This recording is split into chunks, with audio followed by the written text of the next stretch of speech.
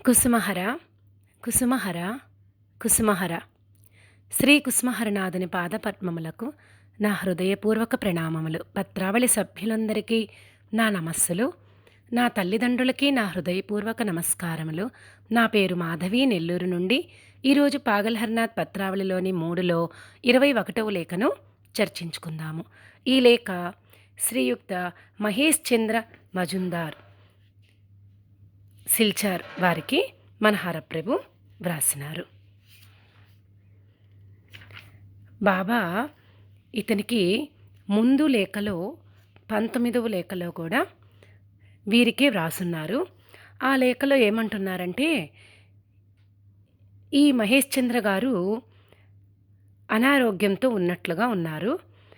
అందుకు గాను బాబా, నాయనా నామస్మరణ చేస్తున్నా, మీకు ఇంకా చింత దేనికి అనేసని తెలుపుతూ, ఆ నామస్మరణ ఏ విధంగా చేయాలి, ఏ విధంగా చేస్తే తనలో ఆ చింత తొలగి ఆ నామస్మరణ చేస్తున్న అంటే ఆ నామధారి మీదకి చింతన అనేది ఏ విధంగా మరలుతుందో అన్న విషయాలన్నింటినీ కూడా చాలా స్పష్టంగా తెలియచేస్తున్నారు. ఆ తరువాత బాబా ఇక్కడ ఈయనకి ఏమంటున్నారో ఈ లేఖలో చూద్దాము.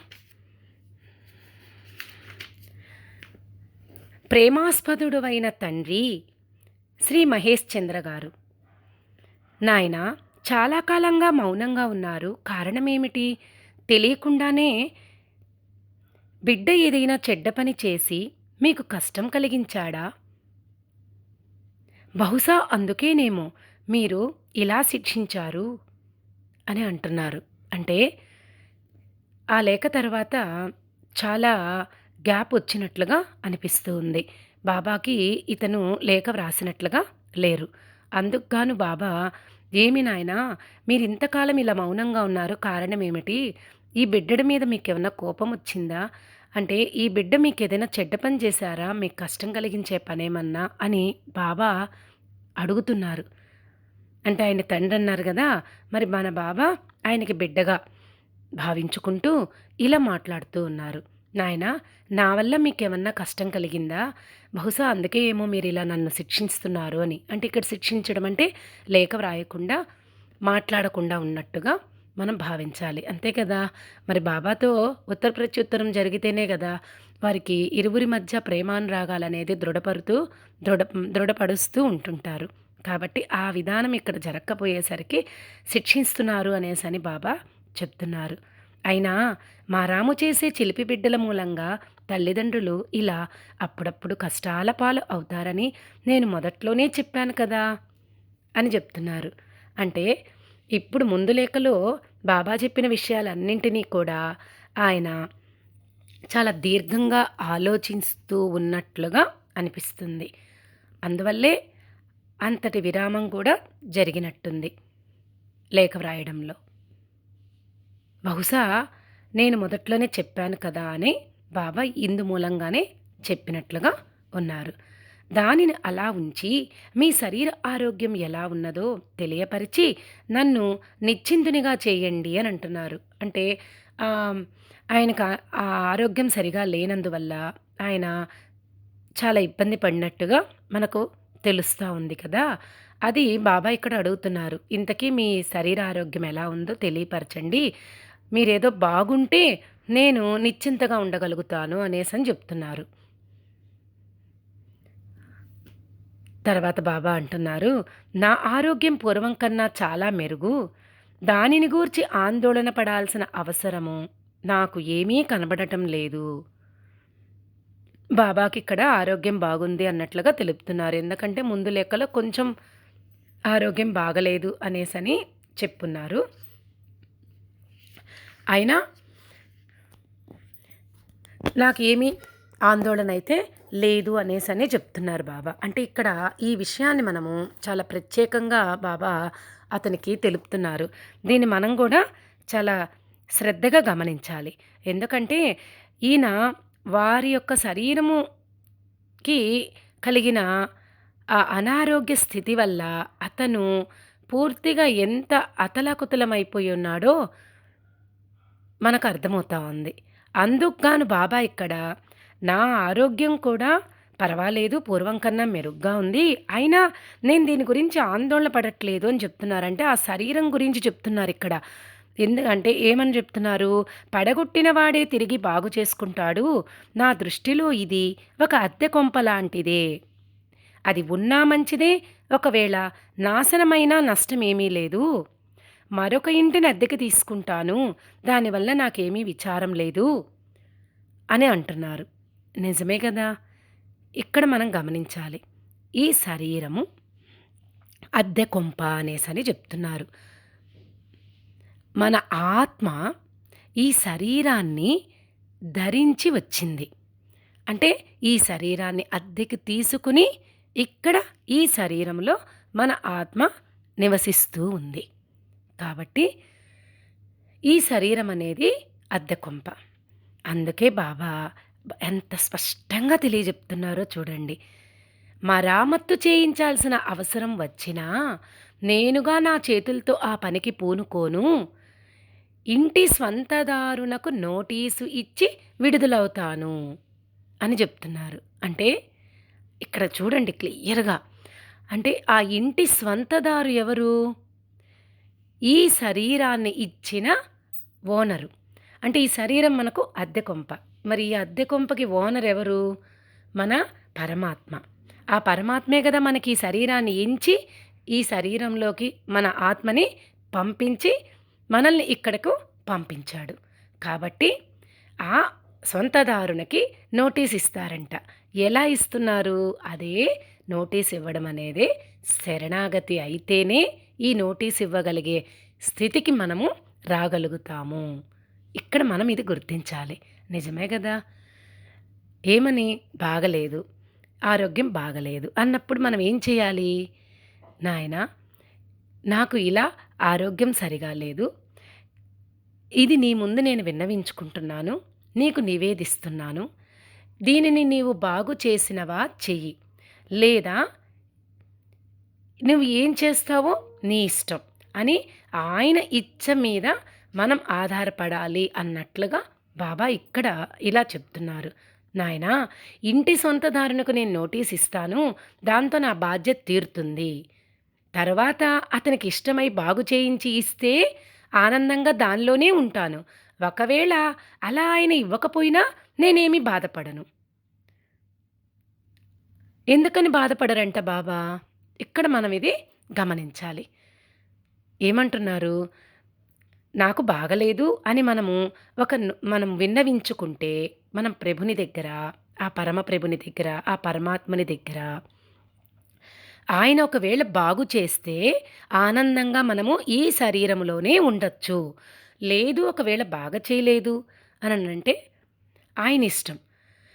ఆయన ఒకవేళ ఇవ్వకపోయినా కూడా నేనేమి బాధపడను అని అంటున్నారు. ఎందుకు బాధపడరు అని అంటే నా యజమానిని అంటి పెట్టుకొని ఆయన ప్రక్కనే తిరుగుతూ ఉంటాను. మరి ఆ రకమైన స్థాయిలో మనం ఉండాలి అని అంటే ఆ రకంగా పరోక్షంగా బాబా ఇక్కడ మనకు తెలియజెప్తున్నారు. ఆయన పక్కనే తిరుగుతూ ఉంటాను ఆయన్నే అంటిపెట్టుకొని అని. అంటే మనము ఆయన నామాన్ని ఆధారంగా చేసుకొని ఆయన్ని ఆశ్రయంగా, అంటే ఆయన నామాన్ని మనము ఆధారం, ఆశ్రయం రెండింటిగా చేసుకున్నప్పుడు మాత్రమే ఈ రకంగా కూడా జరుగుతుంది. అంతే కదా! ఈ రకంగా జరగాలి అనంటే ఆ రెండు మనము ఆధారము, ఆశ్రయము రెండూ కూడా ఆయనే అవ్వాలి. ఆయనే ఆయన నామము. కాబట్టి నాకు అన్ని దిక్కుల్లోనూ ఆనందమే. అంటే ఎట్టి పరిస్థితుల్లో ఉన్నా ఎల్లవేళలా నిరంతరము నేను ఆనందంగానే ఉండగలుగుతున్నాను అని చెప్తున్నారు. ఎప్పుడు ఆనందంగా ఉండగలుగుతాము ఆ విధంగా? ఎల్లవేళలా ఆయనని మనం అంటిపెట్టుకున్నప్పుడు మాత్రమే మనం ఆనందంగా ఉండగలుగుతాము అనేది చాలా స్పష్టంగా, పరోక్షంగా మనకు ఉన్నప్పటికీ ఇది చాలా స్పష్టంగా బాబా తెలియజెప్తున్నారు. అందువలన బాబా నన్ను గురించి ఏమీ బాధపడవద్దని చెప్తున్నాను. అందువల్ల నా గురించి మీరెవ్వరూ ఆందోళన చెందొద్దు. నాకు ఎటువంటి బాధ లేదు. నా స్థితి ఇది అనేసని బాబా మనకిక్కడ క్లియర్‌గా చెప్తున్నారు. కాబట్టి బాబా చెప్పిన రీతిలో మనం కూడా అటువంటి ఆయన ఉన్న ఆ స్థితిని మనం కూడా తెచ్చుకోవాలి. అంటే ఆ స్థితిలో మనం వచ్చే మాదిరిగా మనం కూడా తయారవ్వాలి అని ఒక పక్క మహేష్ చంద్ర గారికి చెప్తూ బాబా పరోక్షంగా మనకు కూడా తెలియచెప్తున్నారని మనం భావించాలి. తర్వాత బాబా అంటున్నారు, దత్తు మహాశైలు వ్రాసిన ఉత్తరం ద్వారా అనురాగమయ్య అయిన మా అక్కను కొమిల్లాకు పంపించారని తెలిసి ఆనందించాను. అయినా ఆమె అక్కడికి ఎలా చేరిందో తెలియక ఆదుర్దా పడుతున్నాను. అంటే ఈయన మిసెస్, ఈయన భార్య కొమిల్లాకు వెళ్ళారు అని చెప్పేసని బాబా దాదా మహాశైలు రాసిన ఉత్తరం ద్వారా నాకు విషయం తెలిసింది. ఎందుకంటే ఈయన ఉత్తరాలు రాయట్లేదు కదా, అందువల్ల బాబా ఇలా చెప్తున్నారు. నాకు వారి ద్వారా ఇట్లా తెలిసింది. అయినా మా దాదా అంటే అన్నయ్య కూడా కొమిల్లాకు వెళ్ళారు కనుక ఆమె కోసమే తగిన ఏర్పాట్లు చేసి ఉంటారని తలుస్తాను. కాగితం అందగానే అంటే ఆ జాబు అందగానే అన్నగారి పేరు కోసమని నా వద్ద ఉన్న కాగితాలన్నీ వెతికాను. ఒకనాడు కాకుంటే మరొక రోజునైనా అది లభిస్తుందిలేండి అంటే ఉత్తరము రాలేదు బాబాకి వారి దగ్గర నుంచి. కాబట్టి ఆ ఉత్తరము కోసం బాబా వెతికినట్లుగా చెప్తున్నారు. అయినా వస్తుందిలే, ఒకరోజు కాకపోయినా ఇంకో రోజుకి అని అంటున్నారు. అన్నయ్యకు నా ప్రేమానురాగములు తెలియచేయండి, ఆయన ఎలా ఉన్నది వ్రాయండి అని అంటున్నారు. బహుశా ఇక్కడ అన్నయ్య అనంటే మహేష్ చంద్ర గారి కుమారుడు అని మనం భావించవచ్చు. ఎంతకాలం వరకైతే మిమ్మల్ని ఈ కనులతో చూడడం తటస్థించదో అంతవరకు నా మనసుకు సంపూర్ణమైన ఆనందం కలుగదు. బాబా ఎప్పుడు ప్రతి ఒక్కరితో ఇలానే అంటారు. నిజమే కదా. ఆయనకి ఈ రకంగా వారితో ఉత్తర ప్రత్యుత్తరాలు జరిపేటప్పుడు మరి నిజంగా ఎదుటపడి కలవాలి, మాట్లాడాలి, చూడాలి అనే ఆలోచన తన తపన ఎంతగా ఉందో బాబా ఇక్కడ చెప్తున్నారు. మరి ఎవరికైనా అంతే కదా. ఒక వ్యక్తి ఇంకొక వ్యక్తితో పరస్పరము ఉత్తర ప్రత్యుత్తరాలు జరిగేటప్పుడు ఎప్పుడెప్పుడు ఆ వ్యక్తిని కలుసుకుంటామా, ఎప్పుడెప్పుడు చూస్తామా అన్న ఒక ఆ తపన అనేది ఉంటుంది. ఆ విధంగా కూడా బాబా ఇక్కడ తెలుపుతున్నారు అతనితో. నాయనా, ప్రాణాలు మీకోసము కటకటలాడుతూ ఉన్నాయి. మీ వైపునకు ఉన్న ఈ ఆకర్షణ ఇంత అధికమైనప్పుడు మీ కుమారుడు, కోడలు ఇంకా అందరము కలిసి మీ సన్నిధిని తప్పక హాజరవుతాము. అంటే బాబా, కుసుమ తల్లి అందరూ కూడా కుటుంబం మొత్తం కూడా మీ ముందరకొచ్చి హాజరవుతాము. ఎందుకంటే మా ప్రాణాలు ఆ రకంగా మీకోసం అంత ఆరాటపడుతూ ఉన్నాయి అనేసని అంటున్నారు. ఎందుకనంటే వాళ్ళ మధ్య ఆకర్షణ రకంగా ఉంది అనేసని బాబా చెప్తున్నారు. ఇక అప్పుడు మీ కృపా విశేషం ద్వారా చంద్రనాథ మొదలైన ప్రదేశాలను సందర్శించి తిరిగి వస్తాము. బాబా, ఆనందకరమైన ఆ రోజు వచ్చేందుకు ఇంకెంతకాలం వేచి ఉండాలి? ఆ చంద్రనాథ అనే ఒక ప్రదేశాన్ని దర్శించి రావాలనేసని బాబా ఇక్కడ తెలుపుతున్నారు. నాయనా, మీ కృప ఉంటే నాకు, నేను ఖచ్చితంగా ఇవన్నీ కూడా ప్రదేశాలన్నీ తిరిగి వస్తాం, సందర్శించి వస్తాము అని చెప్తూ, అది కూడా ఎలా చెప్తున్నారు, మనసును బిగబెట్టి ఉంచలేను, ఎప్పుడు ఎగిరి వద్దామా అని ఉంటున్నది అనేసని అంటూ ఆ ప్రయాణం కూడా ఏ రకంగా ఉంటుంది అనేది కూడా బాబా ఇక్కడ తెలుపుతున్నారు. కలకత్తా నుండి గోయాలాందుకు, గోయాలాందు నుండి చాదపూర్కు, అక్కడ నుండి కుమిల్లాకు, ఇక కుమిల్లా నుండి మీ సన్నిధికి చేరేందుకు సిద్ధంగా ఉన్నారు. మీ సన్నిధికి వచ్చేస్తాము. ఇది ఎప్పుడు జరుగుతుందంటారు అనేసని బాబా చెప్తూ రాస్తున్నారు. అంటే ఆయనకు బాబా ఆలోచనలు ఆ విధంగా ఉన్నాయి. ఎప్పుడెప్పుడు వీరి వద్దకు వస్తామా, ఆ వచ్చేది కూడా వచ్చేటప్పుడు చంద్రనాథ అనే ఒక ప్రదేశాన్ని దర్శించి రావాలని, అక్కడి నుంచి వచ్చే విధానాన్ని కూడా బాబా ఇక్కడ క్లియర్గా తెలుపుతున్నారు. నాయనా, నా మాదిరిగానే చాలామంది బయలుదేరేందుకు సిద్ధంగా ఉన్నారు. అవకాశం కోసం ఆత్రంగా ఎదురు చూస్తూ ఉన్నారు. అయినా ఈ విషయాలు ఏవి మీ కోడలికి ఇంకా తెలియవు. అంటే కుసుమకుమారి దేవికి కూడా ఇంకా ఏం చెప్పలేదు అనేసని బాబా చెప్తూ,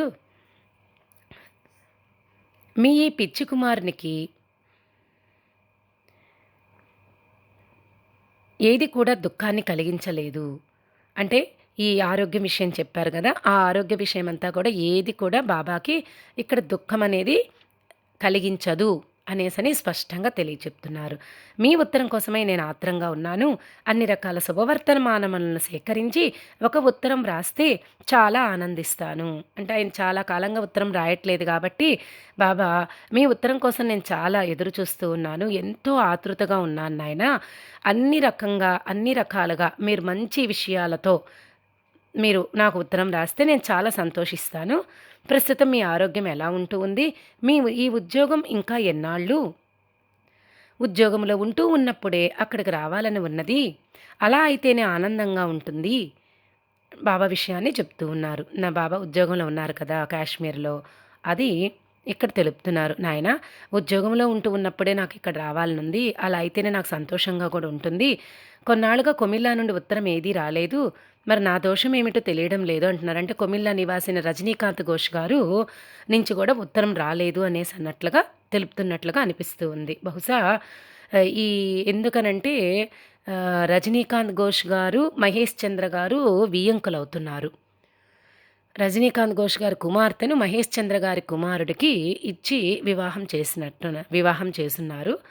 అందుకనే బాబా ఇక్కడ కొమిల్లా నుండి కూడా ఉత్తరం రావట్లేదని అంటే బహుశా రజనీకాంత్ ఘోష్ గారి దగ్గర నుంచి కూడా ఉత్తరం వచ్చినట్లుగా ఆ సమయంలో లేనట్టుంది. అందువల్ల బాబా ఇలా అంటున్నారు. నా దోషం ఏమిటో నాకు తెలియడం లేదు. వాళ్ళ సమాచారం ఏమిటో దాదా మీకు తెలిపే ఉంటాడు. దాన్నే నాకు కూడా అందజేయండి. ఇదే మీకు నా నివేదన మీ అనురాగ పాత్రుడైన హర అని అంటున్నారు.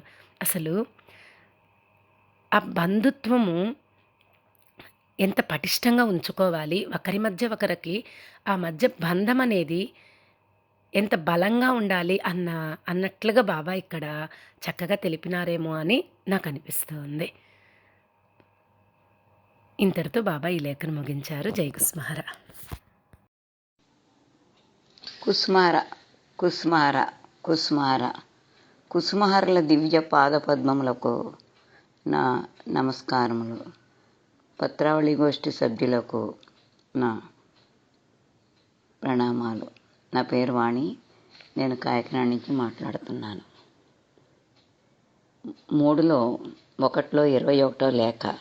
బాబా ఈ లేఖ ప్రేమాస్పదుడవైన తండ్రి మహేష్ చంద్ర అని సంబోధిస్తూ మహేష్ చంద్ర వారికి రాస్తున్నారు. నాయనా, మీ దగ్గర నుంచి ఉత్తరాలు లేవు, చాలా కాలమైంది. కారణం ఏమిటి? నాలాంటి కొడుకుని వల్ల మీరు పడుతున్నటువంటి కష్టాలని ఆలోచించుకొని ఉత్తరాలు రాయటం లేదా? మీ సమాచారం ఏమీ తెలియటం లేదు. నేనేమైనా చెడ్డ పని చేశానా? అందుకే మీరు ఈ విధంగా మౌనంగా ఉండి ఉత్తరం రాయకుండా నాకు లేఖ మీ దగ్గర నుంచి నాకు మీ క్షేమ సమాచారాలతో రానియకుండా ఆపి నన్ను శిక్షిస్తున్నారా? పిల్లలకి తల్లిదండ్రులు మాట్లాడకుండా మౌనంగా ఉంటే అంతకంటే పెద్ద శిక్ష ఏముంటుంది? నేనేం తప్పు చేశానో, మా అమ్మ ఎందుకు మాట్లాడటం లేదో, మా నాన్న ఎందుకు మాట్లాడటం లేదో, నాన్నగారు మాట్లాడాలి, అమ్మ మాట్లాడాలి. నేనైనా పొరపాట్లు చేసి ఉండొచ్చు, వాటిని క్షమించి వారు మాట్లాడితే బాగుండు, వాళ్ళిద్దరూ మాట్లాడితే ఆనందంగా ఉల్లాసంగా ఉంటుంది అని చెప్పేసి పిల్లలు ఎప్పుడూ కూడా కోరుకుంటూ ఉంటారు. సాధారణంగా ఇది అందరికీ కలిగేటువంటి స్వానుభవమే. చిన్న వయసుల్లో పిల్లలు ఏవో తప్పులు చేస్తూ ఉంటారు. తప్పులు చేస్తే, ఒరేయ్ నేను నీతో మాట్లాడనురా, అమ్మ నీతో నేను మాట్లాడను అని చెప్పేసి వాళ్ళని త్రోసిరాజు అన్నట్టుగా వాళ్ళకి దూరంగా ఉంటారు. ఒక్క క్షణం, ఒక్క గంట అలా ఉంటే వీళ్ళు భరించలేక ఎప్పటికప్పుడే ఎలాగో అలా తల్లిదండ్రులను మాట్లాడించాలని ఏదో బుద్ధిగా ఉన్నట్టు, మౌనంగా ఉన్నట్టు, ఏదో పుస్తకం చదువుకుంటున్నట్టు, కావలసినటువంటి కాలేజీకి స్కూల్కి సంబంధించిన విషయాలు చదువుకుంటున్నట్టుగా అలా కదలకుండా కూర్చుని అల్లరి మానేసి ఆ గంటో అరగంటో వాళ్ళు మాట్లాడే వరకు అలా ఉంటారు. మళ్ళీ మాటలు మొదలుపెట్టిన తర్వాత తల్లిదండ్రి వీళ్ళు చేసే చిలిపి పనులు వీళ్ళవే. వీటికేమీ అడ్డు ఆటంకం ఉండదు. ఇలా నాలాంటి కొడుకుల వల్ల ఇలా అప్పుడప్పుడు కష్టాల పాలు కావాల్సి వస్తూ ఉంటుంది. మీకు ఇదివరకే నేను ఈ మాట చెప్పానుగా అంటున్నారు ఇంకా పైగా బాబా. నాలాంటి కొడుకులు ఉంటే ఈ కష్టాలు తప్ప అప్పుడప్పుడు. ఎందుకంటే ఏవో పనులు చేస్తారు, వాటి వల్ల ఇతరులతోటి మనం ఇతరులు మన మీదకి ఈ పిల్లలు చేసేటువంటి పనుల వల్ల వాళ్ళు మన మీదకి గొడవలకి రావచ్చు. ఆ గొడవల్ని పరిష్కరించుకోలేక మనం తలమునకలు అవ్వచ్చు. ఇటువంటి విషయాలు కూడా ఎన్నో జరుగుతూ ఉంటాయి పిల్లల విషయంలో. పక్క వాళ్ళ పిల్లలతో తగువులు పెట్టుకోవచ్చు. అప్పుడు పెద్దవాళ్ళు ముందుకు రావచ్చు మనతో తగువు పెట్టడానికి. ఇలాగ అనేక రకాలైనటువంటి ఇబ్బందులు పిల్లల వల్ల వస్తూనే ఉంటాయి. అయితే అవన్నీ ఇబ్బందులా? కానే కావు. అవి ఒక విధమైనటువంటి మన జీవితంలో తర్వాత ఆ పని, ఆ దెబ్బలాటో ఆ గొడవ ఏదో జరిగిపోయిన తర్వాత మళ్ళీ కలుసుకుని హాయిగా మాట్లాడుకునేటువంటి మధుర స్మృతుల కిందే మిగులుతూ ఉంటాయి. మీ ఆరోగ్యం ఎలా ఉందో నాకు తెలియాలి. మీ దగ్గర నుంచి ఉత్తరం రావాలి. అప్పుడు నాకు నిశ్చింతగా ఉంటుంది. అయితే ఈలోపు నీ దత్తు మహాశైలు రాసిన ఉత్తరం ద్వారా అనురాగమైన మా అక్క కొమిల్లాకు బయలుదేరిందని తెలిసింది. అంటే మీ అమ్మాయి కొమిల్లాకు వెళ్ళిందని పంపించారని తెలిసింది. ఆమె అక్కడికి ఎలా చేరిందో మళ్ళీ అదొక ఆందోళన. కానీ దాదా అన్నయ్య కూడా కొమిల్లాకు వెళ్ళారు కాబట్టి తగిన ఏర్పాట్లన్నీ తను చేసుంటాడు. అయితే దాదా అని రాస్తున్నాను, ఆ పేరు ఏమిటి ఆయన చెప్పేసి నాకు జ్ఞాపకం రావట్లేదు. ఆ జ్ఞాపకం రాక అనేక కాగితాలు తిప్పి చూశాను, అనేక పాత ఉత్తరాలన్నీ చూశాను. ఎక్కడైనా ఆ పేరు ఉంటుందేమో అని. అబ్బే, నాకు కనిపించలేదు. కారణం తెలీదు. ఎలా అయితే ఒక గురువు శిష్యుణ్ణి అతని పేరు పెట్టి పిలిస్తే, ఒక శిష్యురాల్ని పేరు పెట్టి పిలిస్తే వాళ్ళు చాలా ఆనందించాలి, గురువు దృష్టిలో మనం ఉన్నాము అని. అలాగే భగవంతుడి దృష్టిలో భక్తుడు ఉన్నాడు అంటే ఆ భక్తుడిని ఎంచక్కా ముద్దుగా పేరు పెట్టి పిలిస్తే ఆ భక్తుడు ఎంతో పొంగిపోతాడు. నన్ను గుర్తుపెట్టుకున్నాడు ఈయన, నా కుసుమారుడు నన్ను గుర్తుపెట్టుకున్నాడని చెప్పేసి ఆనందిస్తాడు. అంచేత అటువంటి ఆనందానికి దాదా ఇప్పుడు ప్రస్తుతం దూరం అయ్యాడు. కారణం ఏమిటి? ఏదో చిన్న చిన్న పొరపాట్లు జరిగే ఉంటాయి. ప్రత్యేక విషయం ఇక్కడ ప్రస్తావించకపోయినా పేరు పెట్టి తను పిలవటం లేదంటే ఆ పేరు అనేక కాగితాలు వెతికితే కనిపించలేదు, లేదు జ్ఞాపకం లేదు. ఇవన్నీ కేవలం ఒక మిష మాత్రమే బాబా వైపు నుంచి. ఆ మిషన్ని మనం దాటి చూస్తే మనకి అర్థమయ్యేది ఏమిటంటే ప్రస్తుతం ఆయన్ని ఈయన పేరు పెట్టి పిలిచే ఉద్దేశంలో లేరు. అంటే ఇంకా అంత భక్తితత్వం ఆ దాదా, ఆ అన్నయ్య లేదా ఆ తమ్ముడు అతని విషయంలో ఇంకా పాదుకోలేదు అనే విషయం మనకి తెలుస్తుంది. నాకు మిమ్మల్ని చూడాలనుంది. ఎంతవరకు అయితే మిమ్మల్ని స్వయంగా ఈ కళ్ళతో చూస్తానో అంతవరకు నాకు ఆనందమే కలగదు. అంటే ఉత్తరాల ద్వారా ఒకళ్ళ గురించి ఒకళ్ళు తెలుసుకోవడం వేరు, ప్రత్యక్షంగా చూడగలగడం వేరు. ఉత్తరాల్లో ఉండేటువంటి విషయాలన్నీ కలబోసుకొని ఒకసారి ప్రత్యక్షంగా చూస్తే ఆ ప్రత్యక్షంగా చూడడంలో కలిగేటువంటి తృప్తి, ఆనందం, ఆ మిలన్ చాలా బాగుంటుంది. అంటే ఎప్పుడూ కూడా ఇంకా నా ప్రాణాలు మీకోసం కటకట్లాడుతూనే ఉంటాయి మిమ్మల్ని చూసే వరకు. మీ వైపునకున్న ఈ ఆకర్షణ ఇంత అధికమైనప్పుడు మీ కుమారుడు, కోళ్ళు ఇంకా అందరము కలిసి మీ సన్నిధికి హాజరవుతాం. ఎప్పుడైతే ఒక భగవంతుడి పట్ల భక్తుడి యొక్క ఆకర్షణ అధికంగా ఉంటుందో, ఆకర్షణ శాశ్వతమైనటువంటి భక్తిగా మారుతుందో అప్పుడు ఖచ్చితంగా భగవంతుడి యొక్క దర్శనం భక్తుడికి లభిస్తుంది. అందుకని బాబా ఇక్కడ ఏమంటున్నారు, మీ ఆకర్షణ బలమైనప్పుడు, మీకు నాకు మధ్యలో ఉన్నటువంటి ఈ ఆకర్షణ బలమైనప్పుడు ఎవరి వైపు నుంచి అనేది ప్రత్యేకం చెప్పకపోయినా అవతల వ్యక్తి వైపు నుంచి ఆకర్షణ బలం అవ్వాలి. బలమైతే వెంటనే నేను మీ కోడలు ఠాకురాణి ఇద్దరం ఇంకా మిగతా అందరూ మీ దగ్గరికి రావాలనే ప్రయత్నం చేస్తున్నాం. ఎప్పుడు అని చెప్పి ఎదురు చూస్తున్నాం, తహతహలాడుతున్నాం. అది ఎలాగ నెరవేరుతుంది అంటే ఆకర్షణ భక్తిగా మారినప్పుడు భగవంతుడి యొక్క దర్శనం మనకి లభిస్తుంది. అంతవరకు మనం ఎదురు చూడవలసిందే. ఇదే సీతమ్మ సుందరకాండలో హనుమ దగ్గర అంటుంది కదా, అసందేశాత్ రామస్య తపస్య అనుపాలేతం నత్వాం కుర్మి దశగ్రీవ భస్మారహ తేజసాం అని చెప్తూను నేను తపస్సు చేస్తున్నాను. ఆ తపస్సు ఏమిటి? రామనామం అనేటువంటి తపస్సు ఆమె చేస్తోంది. రామనామాన్ని ధ్యానిస్తోంది నిరంతరం. ఆ ధ్యానించడం వల్ల ఆ రాముడి పట్ల తనకు ఉన్నటువంటి భక్తిని, విశ్వాసాన్ని, ప్రేమని ఆవిడ వ్యక్తం చేస్తోంది. ఆ వ్యక్తం చేయడం వల్ల రాముడు వెంటనే ప్రత్యక్షం అవుతాడా? వస్తాడా? భగవంతుడు వచ్చేస్తాడా మనం చేస్తున్నామని? రాడు. ఎప్పుడొస్తాడు?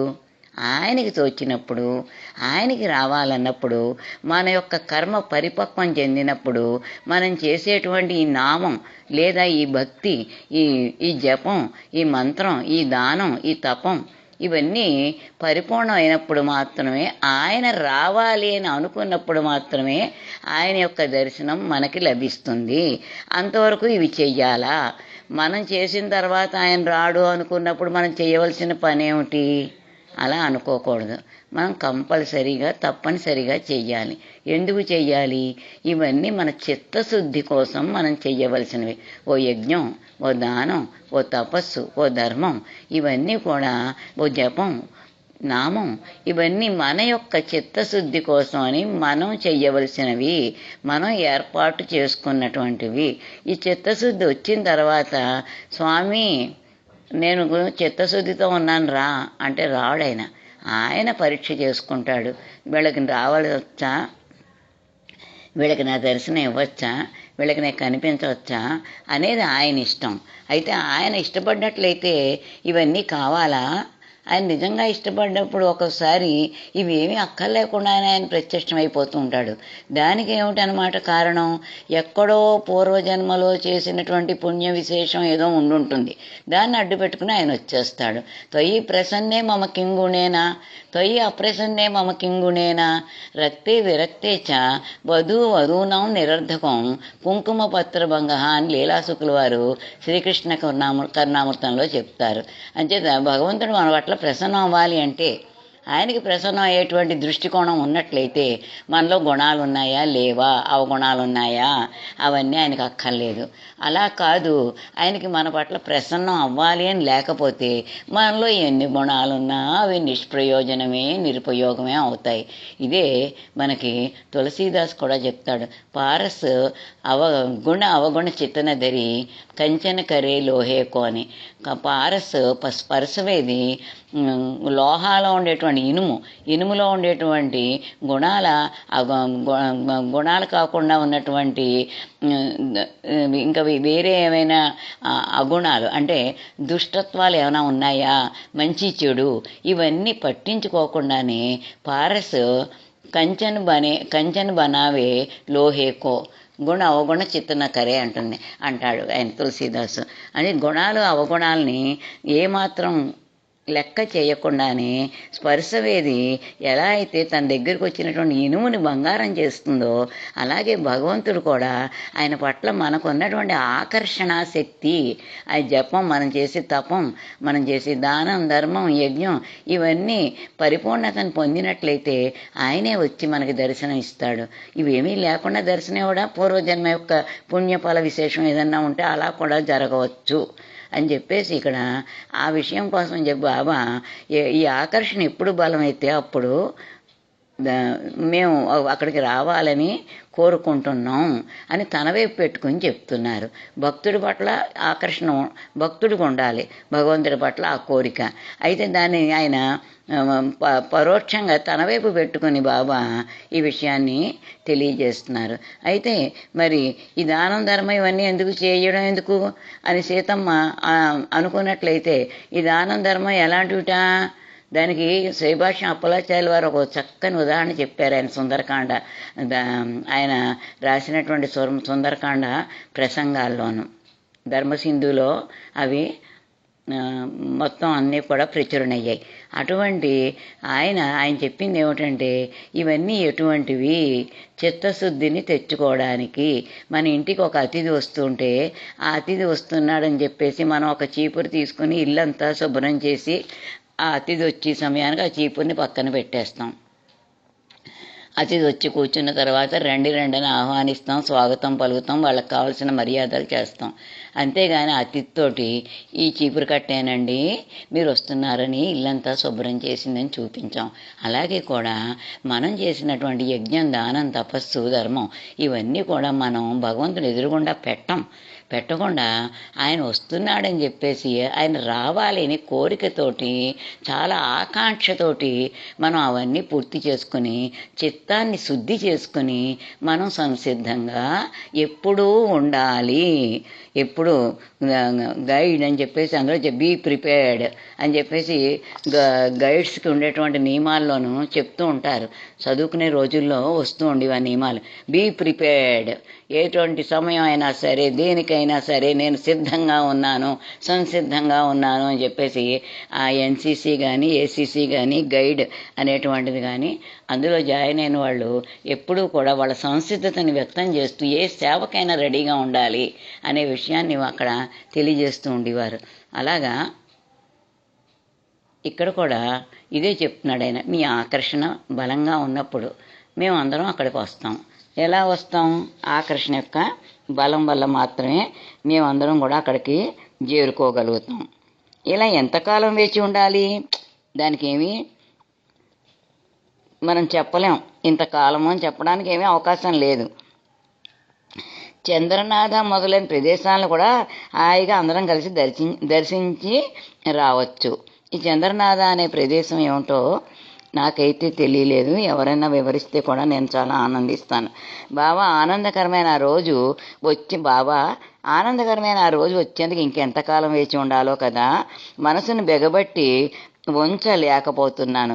ఎప్పుడు ఎగిరి ఎగిరి మీ దగ్గరికి వద్దామా అని చెప్పి మనసు బువ్విళ్ళు ఊరుతోంది.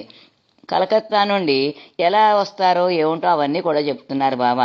కలకత్తా నుండి గోయాలాంద్ నుండి చాదపూర్ నుండి కుమిల్లా నుండి మీ సన్నిధికి వచ్చేస్తాం. అది ఎప్పుడు జరుగుతుందంటారు? ఆకర్షణ బలంగా ఉంటే ఏ క్షణంలో అన్నా జరగచ్చు. God said let there was light అన్నట్టుగా క్షణాల్లో జరిగిపోతాయి కొన్ని మంచి మంచి పనులు. అవి ఎందుకు జరుగుతున్నాయి, ఎలా జరుగుతున్నాయి అంటే వాటి వెనకాల ఉండే సంకల్పం అంత గట్టిగా ఉందనే విషయం మాత్రం మనం తెలుసుకోవాలి. నా మాదిరిగానే చాలామంది బయలుదేరేందుకు సిద్ధంగా ఉన్నారు. అవకాశం కోసం ఆత్రంగా ఎదురు చూస్తున్నారంతా. అయినా ఈ విషయాలు ఏవి మీ కోడలికి ఇంకా తెలియవు. ఠాకురాణికి ఇంకా ఈ విషయాలన్నీ చెప్పలేదు. నా ఆరోగ్యం పూర్వంగానే బాగానే ఉంది, ఆందోళన పడాల్సిన అవసరం ఏమీ లేదు. పడగొట్టిన వాడే దాన్ని తిరిగి బాగు చేసుకుంటాడు. ఈ శరీరం ఉంది, ఈ శరీర ఆరోగ్యాన్ని ఆయన తీసాడు, ఆయనే మళ్ళా బాగు చేసుకుంటాడు. ఎవరి కోసమో తీసాడు, ఎవరినో ఉద్ధరించడానికి తీసాడు. ఆ ఉద్ధరణ అయిన తర్వాత మళ్ళీ ఆయనే బాగు చేస్తాడు. జో దేతా హై వహీ లేతా హై అని హిందీలో సామెత. ఎవడైతే తీసుకుంటాడో వాడే తిరిగి ఇస్తాడు. అంటే దీని గురించి బాధపడవలసిన అవసరమే లేదు. ఈ శరీరం ఒక అద్దె కొంప. ఈ అద్దె కొంప ఉన్నా మంచిదే, ఊడిపోయినా మంచిదే. లేదు అని చెప్పి బాధపడక్కర్లేదు. ఏదో దానికి చాలా రకాలుగా మరమ్మతులు వచ్చాయంటే ఆ అద్దె కొంపలోనే పడి పైనుంచి నీళ్లు కారుతున్నాయి, పైనుంచి ఎండ వస్తుంది, సూర్యచంద్రులు వాసం చేస్తున్నారు అంటే అందులోనే ఎవడుంటాడు? ఎవడూ ఉండడు. వెంటనే ఏం చేస్తారు? దాన్ని మరమ్మత్తు చేయమని యజమాని దృష్టికి తీసుకొస్తాడు. ఆ మరమ్మత్తు చేస్తే సరే, చేయలేదా దాన్ని వదిలేసి మా సొంతదారికి నోటీస్ ఇచ్చిన తర్వాత కూడా అతను పట్టించుకోకపోతే దాన్ని వదిలేసి మరొక దాంట్లో ప్రవేశిస్తాడు. ఈ ప్రవేశం అనేది ఏమిటి? శరీరం. ఈ శరీరం వదిలిపెట్టి మరో శరీరంలో ప్రవేశించడం. సొంతదారికి నోటీస్ ఇస్తాడు. సొంతదారి ఎవడు? భగవంతుడు. స్వామి, నా ఆరోగ్యం ఇలా ఉంది, నేను అనారోగ్యంతో బాధపడుతున్నాను, ఈ అనారోగ్యాన్ని తీసి నాకు ఆరోగ్యాన్ని ప్రసాదించు అని అడుగుతాడు. ఇది నోటీసు.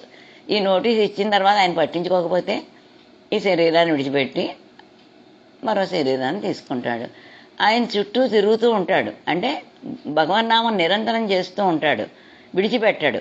ఆయన చుట్టూ తిరుగుతూనే ఉంటాడు. యజమాని చుట్టూ తిరుగుతూ ఉంటాడంటే ఆ భగవన్నామం నిరంతరం చేస్తూనే ఉంటాడు, కానీ విడిచిపెట్టకుండా ఉండి ఆయన యొక్క కృపకి పాత్రుడవ్వాలని చూస్తాడు. ఇదే శరీరంలో కొన్నాళ్ళు ఇంకా ఉండాలి అని చెప్పేసి ఒక కోరిక అయితే ఉంటుంది లోపల. అందుకని చెప్పేసి దానికోసం ఎదురు చూస్తూ ఉంటాడు. ఆ ఎదురు చూడడంలోనూ ఆయన చుట్టూనే తిరుగుతూ ఉంటాడు. ఇచ్చా అన్ని రకాలుగా రిపేర్లు చేయించి మరమ్మతు చేయించి ఇచ్చాడా? ఆనందమే. ఇవ్వలేదు, వదిలిపెట్టి మరో దాంట్లోకి వెళ్ళడమే. అంచేత ఇదే మనకి భగవద్గీతలో కూడా సాంఖ్యయోగంలో చెప్తారు. వాసాంసి జీర్ణాన్ని యదా విహాయ నవాని గృహణోతి నరోపరాణి తదా శరీరాన్ని విహాయ జీర్ణాన్ని అన్యాని సంయాతి నవాని దేహి. ఒక శరీరం, ఒక వస్త్రం అది బాగా జీర్ణమైనప్పుడు ఆ వస్త్రాన్ని విడిచిపెట్టి వేరే వస్త్రాన్ని ధరించినట్టుగా జీవి కూడా శరీరం జీర్ణమైనప్పుడు ఆ శరీరాన్ని విడిచిపెట్టి మరో శరీరాన్ని ధరిస్తాడు, కొత్త శరీరాన్ని తీసుకుంటాడు అనే విషయాన్ని ఇక్కడ భగవద్గీతలో కృష్ణ పరమాత్మ తెలియజేస్తున్నారు.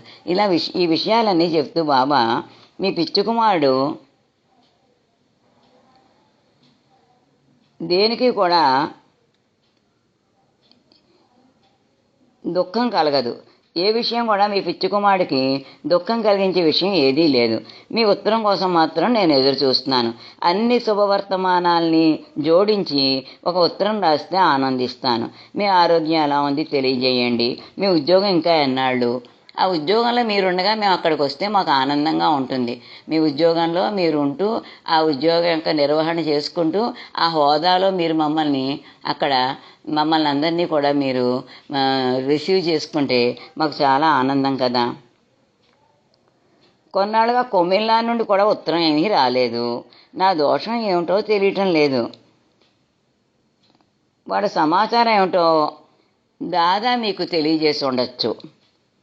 అంచేత ఆ దాదా చెప్పిన విషయాల్ని నాకు కూడా మీరు తెలియజేయండి. దాదా నాకు ఉత్తరం రాయలేదు, మీకు రాసి ఉంటాడు కొమిల్లా విషయాలు. కొమిల్లాలో అక్క ఎలా ఉన్నది, తను ఎలా ఉన్నాడు, ఇవన్నీ మీకు రాసి ఉంటాడు కదా. ఆ విషయాలన్నీ నాకు కూడా తెలియజేస్తూ నాకు ఉత్తరం రాసి నా ఆరాటాన్ని తీర్చండి. నేను మీ వాడిగా ఉండేందుకు, మీకు మీ బిడ్డగా, మీ కొడుకుగా, మీ కుమారుడిగా ఉండడానికి నా జీవితంలో నేను ఎంతో కూడా పుణ్యం చేసుకున్నాను అనే విషయాన్ని మరొకసారి బాబా మహేశచంద్ర వారికి తెలియజేస్తూ ఈ ఉత్తరాన్ని పూర్తి చేస్తున్నారు. కుసుమర కుసుమర కుసుమర.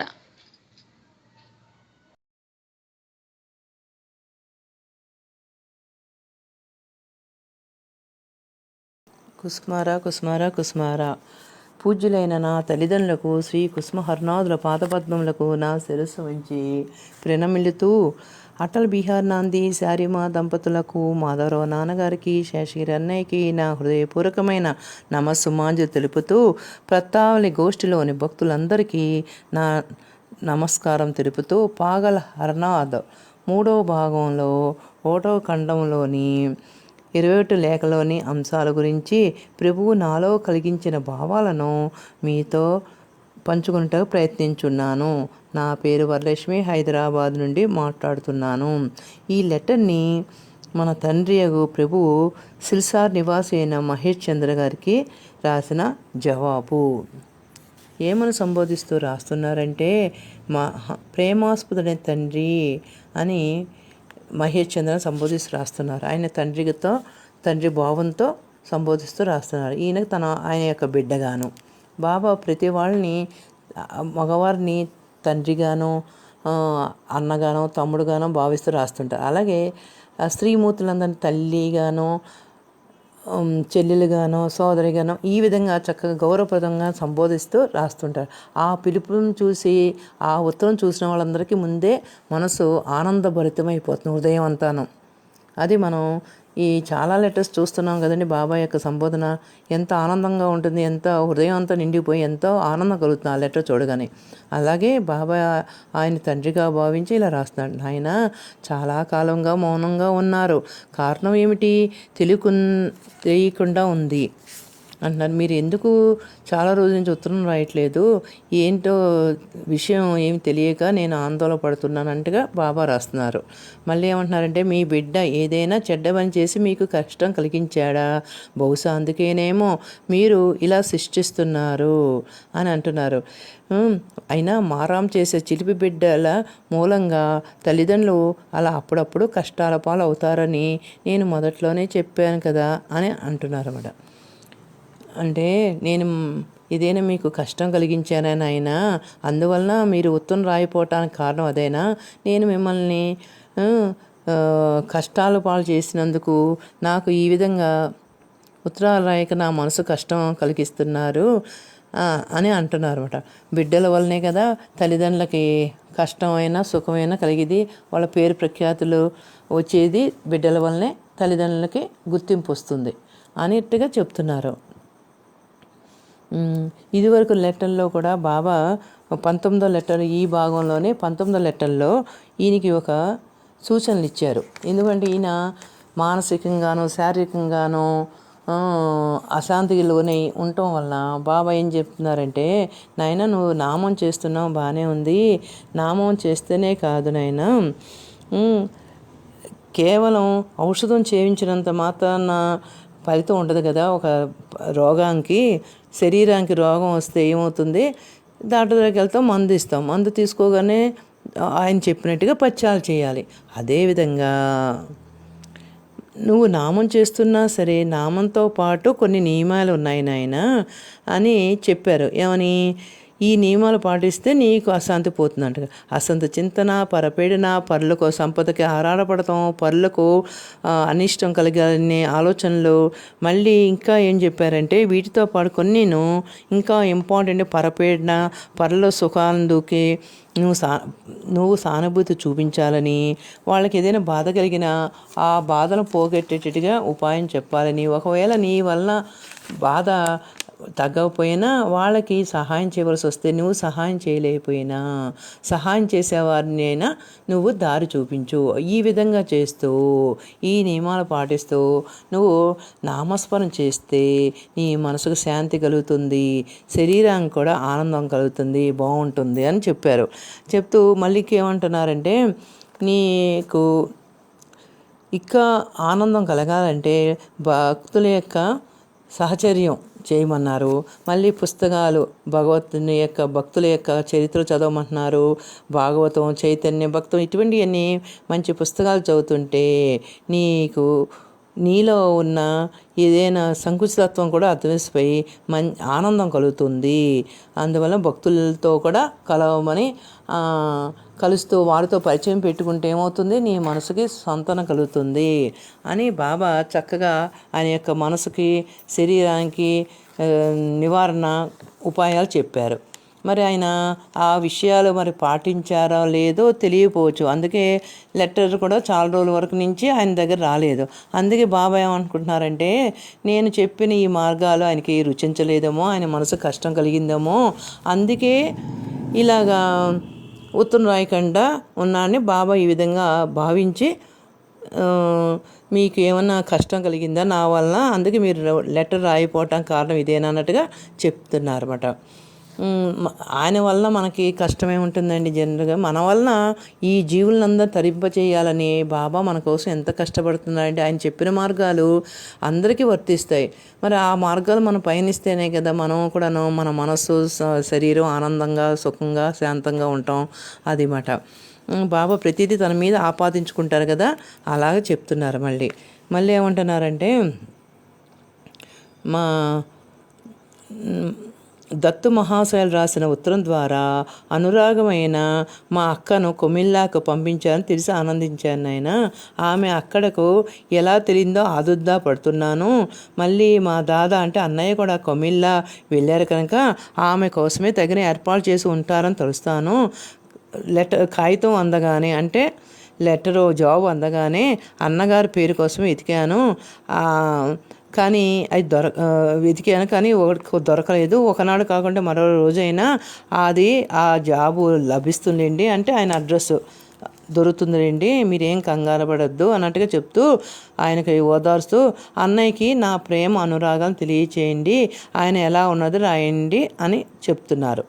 మళ్ళీ ఏమంటున్నారంటే, బాబా మీ శరీరం ఆరోగ్యం ఎలా ఉన్నదో తెలియచి నన్ను నిశ్చింతునిగా చేయండి అంటున్నారు.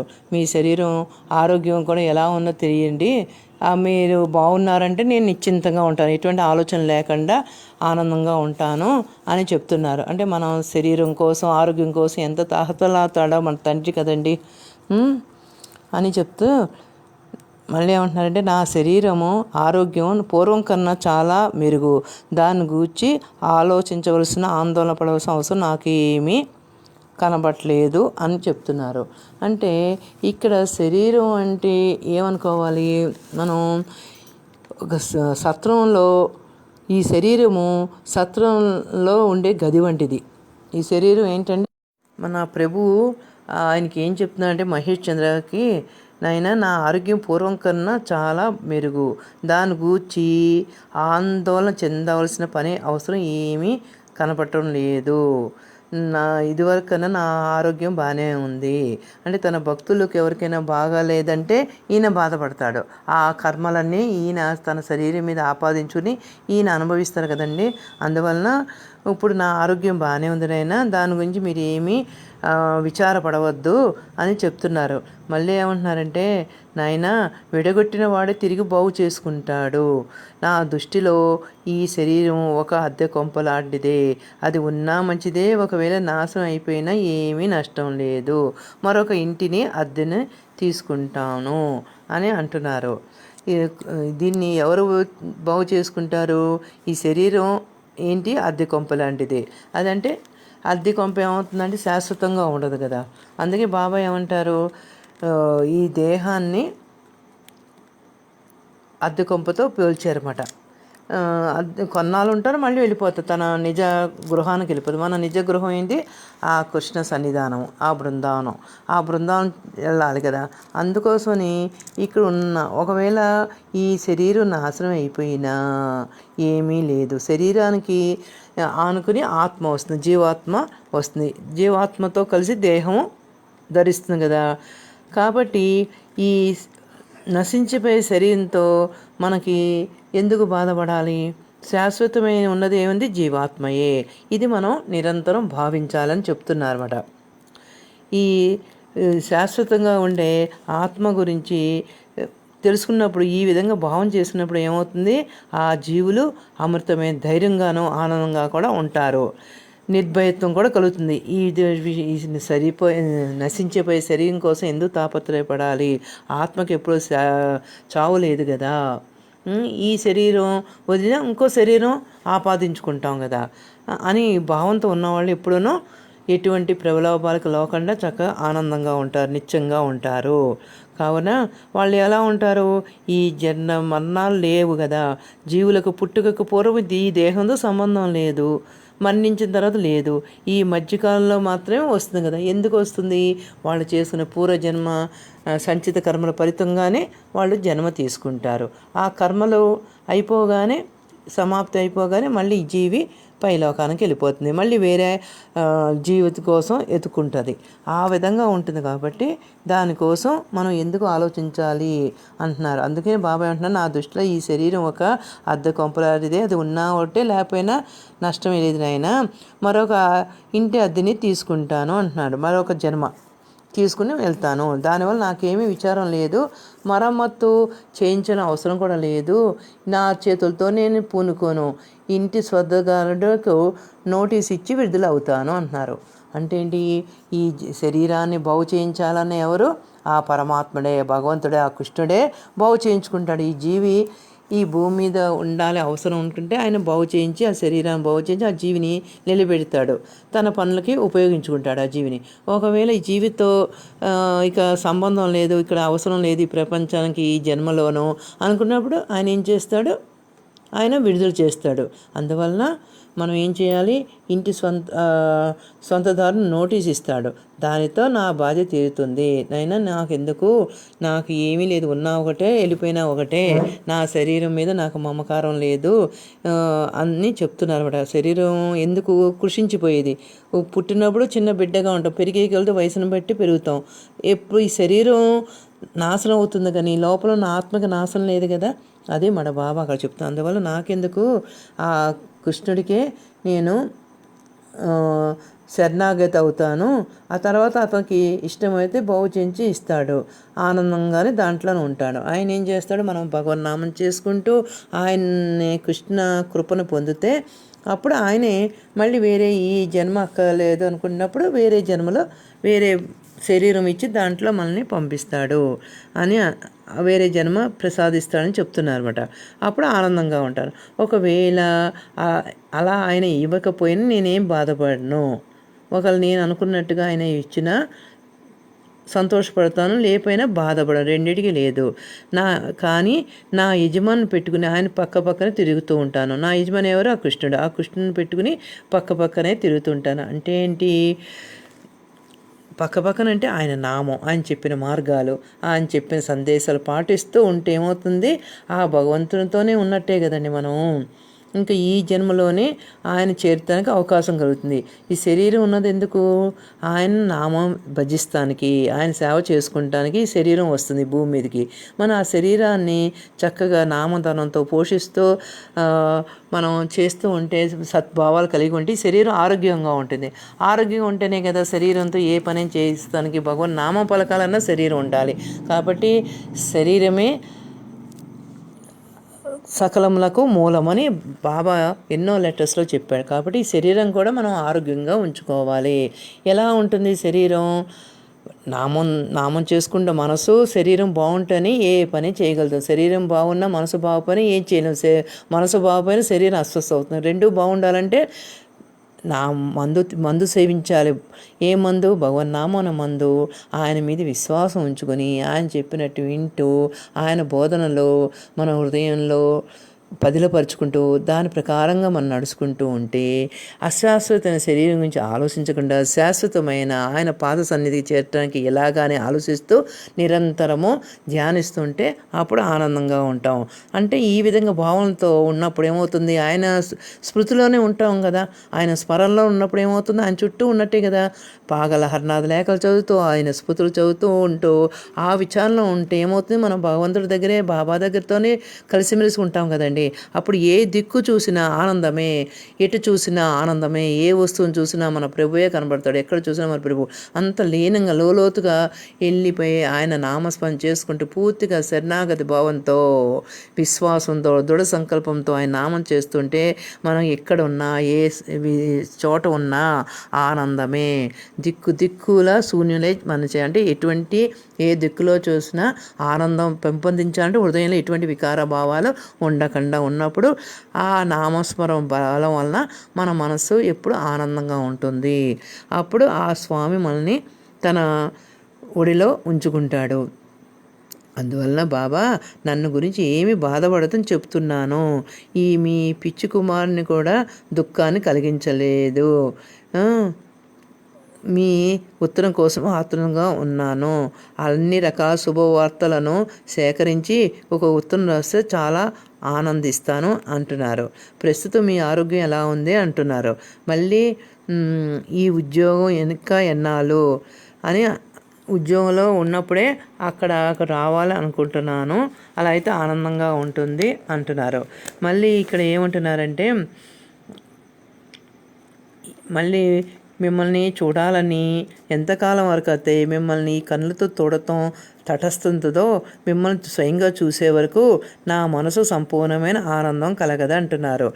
ప్రాణాలు మీకోసం కటకటలు ఆడుతున్నాయి అన్నారు. మిమ్మల్ని చూడాలని చాలా తపనగా ఉంది. ఎప్పుడు చూస్తానో ఏంటో నా హృదయం చాలా మిమ్మల్ని చూడాలని తప్పిస్తుంది అంటున్నారు.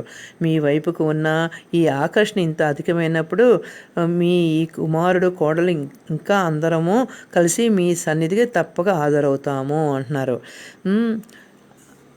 అంటే ఏంటి? బాబా భగవంతుడు భక్తులను చూడాలని తహతలాడుతున్నాడు. బాబా ఎప్పుడునో భక్తుల్ని చూడాలని తహతలాడుతాడు. మనం కూడాను ఆయన నామస్మరణ చేసుకుంటూ ఉంటే ఆయన చూడాలని తహయిస్తుంటే ఆయన దర్శనం కలుగుతుంది అని. ఎవరు వస్తారు? బాబాతో పాటు మాతాజీ దర్శనం కూడా అవుతుంది. వాళ్ళ కుటుంబం వాళ్ళందరూ కూడాను దర్శనం అవుతుందని చెప్తున్నారు. ఇక అప్పుడు మీ కృపా విశేషం ద్వారా చంద్రనాథ మొదలైన ప్రదేశాన్ని దర్శించి తిరిగి వస్తాము. మేమందరం వస్తాము.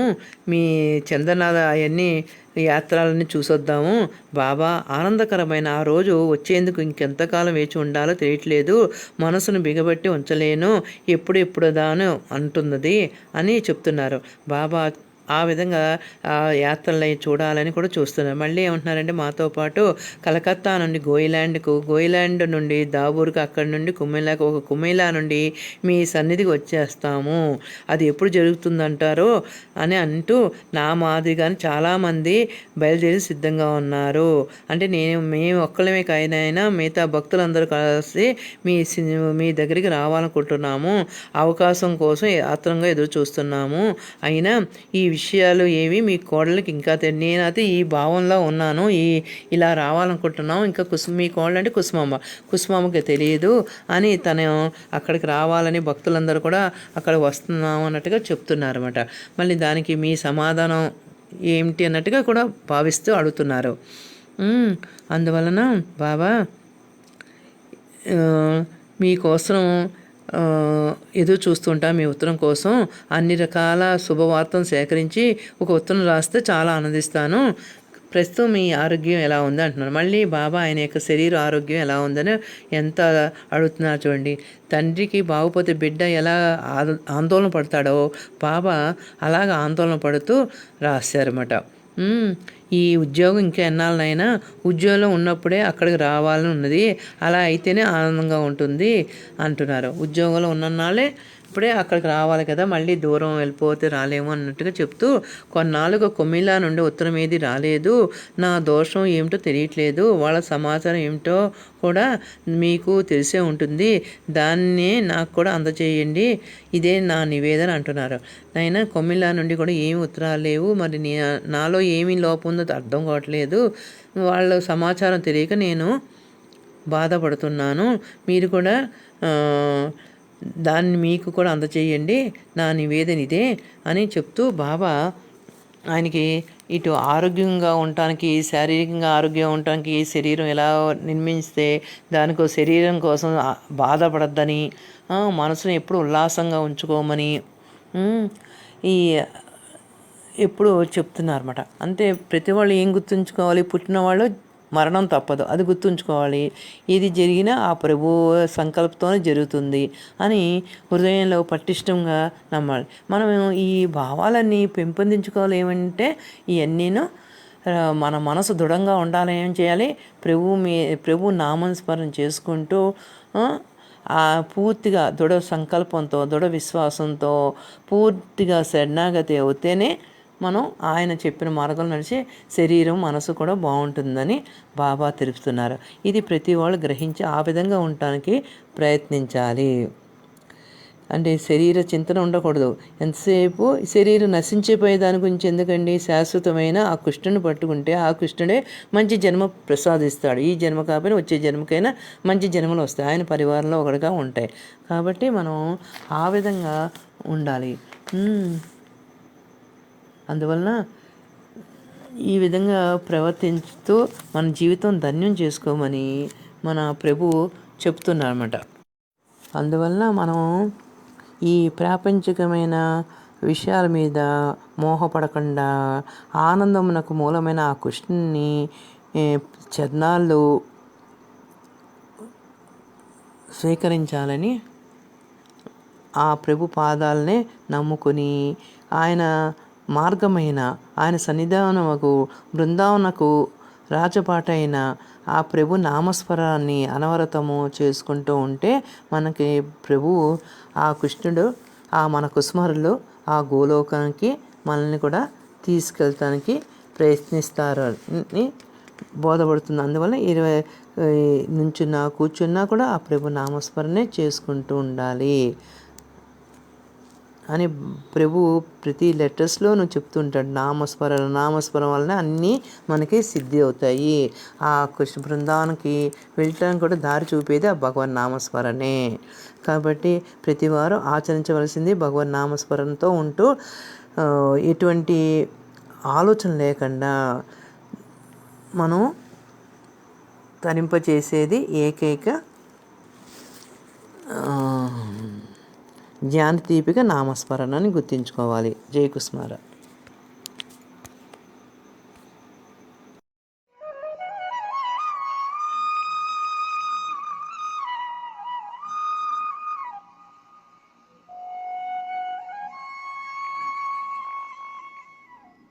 జయ శ్రీ కుసుమహరనాథ్. కుసుమహరనాథ మహాప్రభుని హృదయామృతము పాగల్ హరనాథ్ లేఖావళి 3లో 1వ భాగము 21వ లేఖ. ప్రేమాస్పదుడవైన తండ్రి మహేశ చంద్ర, నాయనా, చాలా కాలంగా మౌనంగా ఉన్నారు. కారణం ఏమిటి? తెలియకుండానే మీ బిడ్డ ఏదైనా చెడ్డ పని చేసి మీకు కష్టం కలిగించాడా? బహుశా అందుకేనేమో మీరు అతనిని ఇలా శిక్షించారు. అయినా మారాము చేసే చిలిపి బిడ్డల మూలంగా తల్లిదండ్రులు ఇలా అప్పుడప్పుడు కష్టాల పాలు అవుతారని నేను మొదట్లోనే చెప్పాను కదా. దానిని అలా ఉంచి మీ శరీరారోగ్యం ఎలా ఉన్నదో తెలియపరచి నన్ను నిశ్చింతునిగా చేయండి. దత్తు మహాశయులు వ్రాసిన ఉత్తరం ద్వారా అనురాగమయ్య అయిన మా అక్కను కొమిల్లాకు పంపించారని తెలిసి ఆనందించాను. అయినా ఆమె అక్కడకు ఎలా చేరిందో తెలియక ఆదుర్దా పడుతున్నాను. మా అన్నయ్య కూడా కొమిల్లాకు వెళ్ళారు కనుక ఆమె కోసమై తగిన ఏర్పాట్లు చేసి ఉంటారని తలుస్తాను. మీ జాబు అందగానే అన్నగారి పేరు కోసమని నా వద్దనున్న కాగితాలన్నీ వెతికాను. ఒకనాడు కాకుంటే మరొక రోజున అయినా అది లభిస్తుందిలేండి. అన్నయ్యకు నా ప్రేమానురాగములను తెలియచేయండి. ఆయన ఎలా ఉన్నది వ్రాయండి. ఎంతకాలం వరకైతే మిమ్మల్ని ఈ కనులతో చూడటం తటస్థించదో అంతవరకు నా మనస్సుకు సంపూర్ణమైన ఆనందం కలుగదు.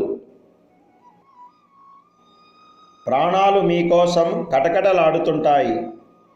మీ వైపునకు ఉన్న ఈ ఆకర్షణ ఇంత అధికమైనప్పుడు ఈ మీ కుమారుడు, కోడలు ఇంకా అందరము కలిసి మీ సన్నిధిని తప్పక హాజరవుతాము. ఇక అప్పుడు మీ కృపా విశేషం ద్వారా చంద్రనాథ మొదలైన ప్రదేశాలను సందర్శించి తిరిగి వస్తాము. బాబా, ఆనందకరమైన ఆ రోజు వచ్చేందుకు ఇంకెంతకాలం వేచి ఉండాలి? మనస్సును బిగబట్టి ఉంచలేను. ఎప్పుడు ఎగిరి వద్దామా అని ఉంటున్నది. కలకత్తా నుండి గోయాలాందుకు, గోయాలాందు నుండి చాదపూర్కు, అక్కడ నుండి కొమిల్లాకు, ఇక కొమిల్లా నుండి మీ సన్నిధికి వచ్చేస్తాం. నా మాదిరిగానే చాలామంది బయలుదేరేందుకు సిద్ధంగా ఉన్నారు. అవకాశం కోసం ఆత్రంగా ఎదురు చూస్తున్నారు. అయినా ఈ విషయాలు ఏవి మీ కోడలికి ఇంకా తెలియవు. నా ఆరోగ్యం పూర్వం కన్నా చాలా మెరుగు. దానిని గూర్చి ఆందోళన పడాల్సిన అవసరం నాకు ఏమీ కనబడటం లేదు. పడగొట్టిన వాడే తిరిగి బాగు చేసుకుంటాడు. నా దృష్టిలో ఇది ఈ శరీరం ఒక అద్దె కొంప లాంటిదే. అది ఉన్నా మంచిదే, ఒకవేళ నాశనం అయినా నష్టం ఏమీ లేదు. మరొక ఇంటిని అద్దెకు తీసుకుంటాను.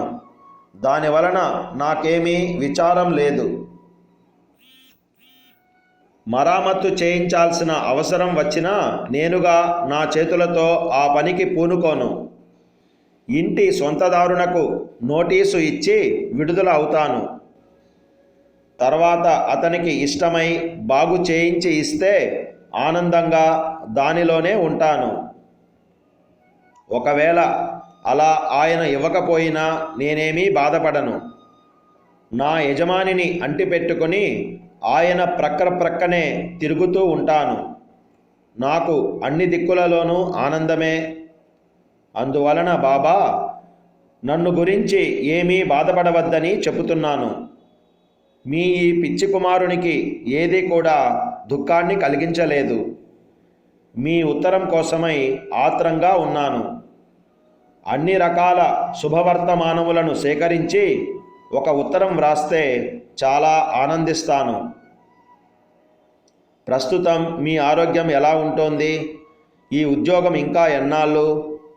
ఉద్యోగంలో ఉంటూ ఉన్నప్పుడే అక్కడకు రావాలని ఉన్నది. అలా అయితేనే ఆనందంగా ఉంటుంది.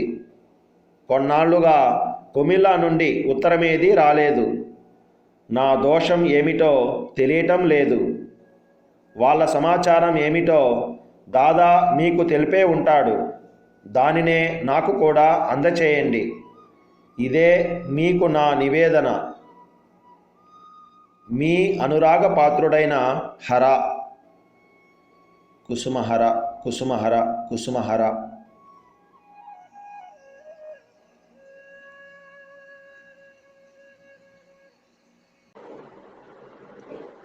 కుసుమహర కుసుమహర కుసుమహర. పత్రావళి 3వ భాగంలో 21వ లేఖ. ఇది మహేష్ చంద్ర మజుందార్జీ గారికి రాసినటువంటి జాబు.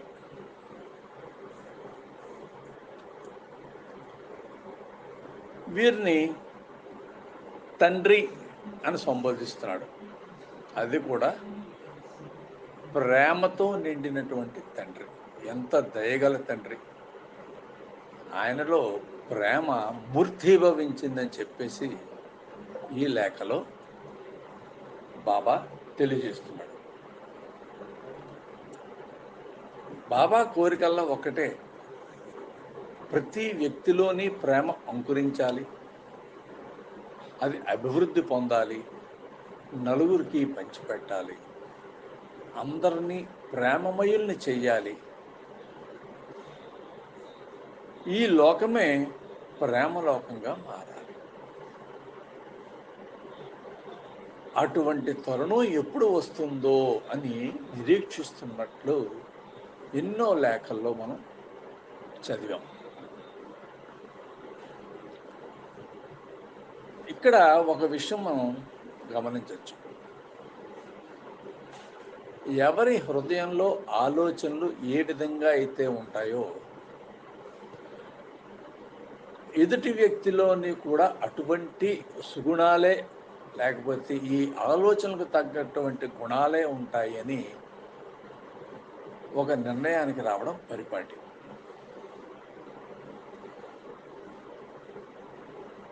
బాబా శరీరంలో రక్తం కన్నా ప్రేమే ఎక్కువ ఉంది. మానవ శరీరం రక్తంతో నిండి ఉంటుంది, నీటితో నిండి ఉంటుంది, వాయువుతో నిండి ఉంటుంది. కానీ బాబా మాత్రం ప్రేమతోనే నిండి ఉన్నాడు. అందువల్ల ఎవరినైనా సంబోధించేటప్పుడు కానీ, ఎవరితోనైనా మాట్లాడుతున్నప్పుడు కానీ, ఎవరి గురించైనా చెబుదాం అనుకున్నప్పుడు కూడా ఆ వ్యక్తులందరూ కూడా ప్రేమమూర్తులే అని తనకి గోచరిస్తున్నట్లుగా చెప్పడం అన్నది జరుగుతూ ఉంటుంది. ఇది ఒక రకంగా మనకి మోటివేషనే. ఇంతమంది ప్రేమమయంగా ఉన్నప్పుడు మనం ఎందుకు ఉండకూడదు అని ఒక ఆలోచన రావటానికి, తద్వారా మనలోని కూడా ప్రేమ జనించటానికి, ఆ జనించినటువంటి ప్రేమ పెరగడానికి, తద్వారా నలుగురికి పంచిపెట్టడానికి పునాది అవుతుంది. ఇక లేఖలోకి వస్తే, చాలా రోజుల నుంచి తండ్రి గారి దగ్గర నుంచి జాబు లేదు.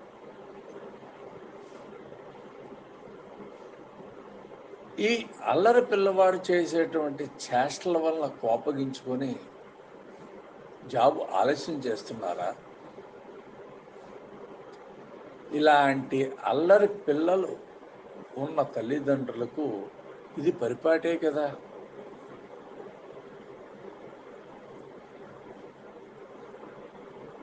అల్లరి చేసే పిల్లలు ఉండడం వల్ల తల్లిదండ్రులకు ఒక రకమైనటువంటి ఇబ్బందులు కలుగుతాయి. ఆ ఇబ్బందులన్నీ కూడా ఆనందదాయకమైనవే అయి ఉంటాయి, కానీ విచారకరమైనటువంటి ఇబ్బందులు కావు. అల్లరి పిల్లలైతే మరీ ఎక్కువగా ఉంటాయి. తెల్లవారు లేచిన దగ్గర నుంచి ఇరుగు పొరుగు వారితో వచ్చేటువంటి కంప్లైంట్స్తోనే సరి వాళ్ళని సముదాయించి పంపించే వరకు ఇలా ఇబ్బంది పడుతూనే ఉంటారు. కానీ పిల్లలు ఒక్క మాట కూడా నోరెత్తి దెబ్బలాడరు. పిల్లల వయసులో చేసేటువంటి పనులే అల్లరి పనులు. జ్ఞానోదయం కలిగిన తర్వాత వయసు పెరిగిన కొలది ఇటువంటివన్నీ సమసిపోయి సంస్కారం అనేటువంటి నీడలో ఎదగడం జరుగుతూ ఉంటుంది. అందువలన ఎంత అల్లరి చేసినా, ఎటువంటి పనులు చేసినా ఇవన్నీ కూడా చేసేవారికి తెలియని వయసులోనే చేయడం జరుగుతుంది. అదే ముచ్చటగా ఆనందంగా ఉంటుంది. అదే అన్నీ తెలిసిన వ్యక్తి చేస్తే కోపం వస్తుంది, చిరాకు వేస్తుంది, అన్ని రకాలుగా కూడా వ్యతిరేక భావం ఏర్పడుతుంది. నాలాంటి అల్లరి బిడ్డ అల్లరి చేష్టల వల్లనే కదా నీకు ఈ ఇబ్బందులన్నీ కలుగుతున్నాయి. చూసారా, కర్మ సిద్ధాంతం ప్రకారంగా ఆయనకు కలిగినటువంటి ఇబ్బందులన్నీ కూడా తన చేష్టల వల్ల కాకుండా తను ఆకతాయితనంగా ప్రవర్తించటం వల్ల కలుగుతున్న ఇబ్బందులే అని చెప్పి తన మీద ఆపాదించుకొని ఆయన్ని సంతృప్తి చేయటానికి ఈ విధంగా రాయటం జరిగింది. వ్యక్తి ఏ విషయంలో బాధపడుతున్నా సరే ఆ బాధ నుంచి బయటకు తీసుకురావడమే ప్రేమతత్వం. ఆ ఇబ్బందిని అధిగమింప చేయడానికి ఇచ్చేటువంటి సలహాలే ప్రేమతత్వం.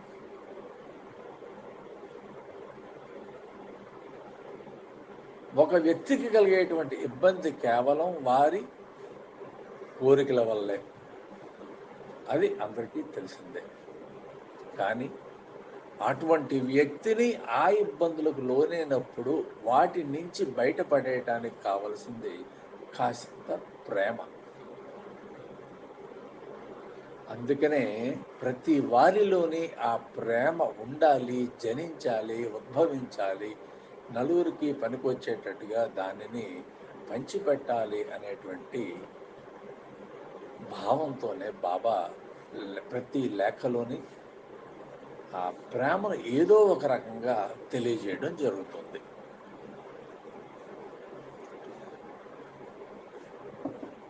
ఇక్కడ ఆరోగ్యం, కుశల ప్రశ్నలు ఇవన్నీ అయిన తర్వాత ఇంకా మహేష్ చంద్ర గారి కుమారుడు ఈ ఆధ్యాత్మిక త్రోవలోనికి రాలేదు అని బాబా విచారం వ్యక్తం చేశాడు. మిగతా వారు బహుశా కొంచెమో కొద్దో ఈ చింతనతో కాలం గడుపుతూ ఉండవచ్చు. కానీ వారి అబ్బాయి మాత్రం ఇంకా ఈ దృక్పథంతో లేడు, ఆ దృక్పథానికి ఇంకా చేరుకోలేకపోతున్నాడు అని వారిని కూడా ఈ రహదారిలో నడిపించేటువంటి ప్రయత్నం చెయ్యాలి సుమా అని మహేష్ చంద్ర గారికి సూచన చేస్తున్నాడు. మిమ్మల్ని ఎప్పుడు కలుద్దామని ఆతృతగా ఉంది. అందువల్ల మీ కోడలను తీసుకొని నేను తప్పక మిమ్మల్ని కలుసుకొని భగవంతుడు ప్రసాదించినటువంటి ఈ కళ్ళతో మిమ్మల్ని తనివి తీరా చూసి ఆ కళ్ళ దాహాన్ని తీర్చుకోవాలని తపన పడుతున్నాను. మేమిద్దరమే వస్తామని అనుకోకండి, మాతో పాటు రావడానికి చాలామంది సమాయత్తమై ఉన్నారు కూడాను. మేము అందరూ కలిసి ఏదో ఒక రోజుని మీ దర్శన భాగ్యానికై మీ దగ్గరికి వస్తాం. మీతో కొంత సమయం గడిపిన తర్వాత అక్కడి నుంచి చంద్రనాథ్ మొదలైనటువంటి తీర్థయాత్రలకు వెళదాం. అక్కడ సత్పురుషుల సాంగత్యం, మహానుభావుల ఉపన్యాసాలు, భగవద్ దర్శనం మొదలైనవన్నీ కూడా మన మనస్సుకి ఆహ్లాదం కలిగించేటువంటి చర్యలన్నీ చేపడదాం అని చెప్పి బాబా మహేష్ చంద్ర గారితో ఈ లేఖలో చర్చించడం జరుగుతుంది. నా ఆరోగ్యం బాగానే ఉంది. నా శరీరం ఒక అద్దె కొంప, అది వాస్తవమే.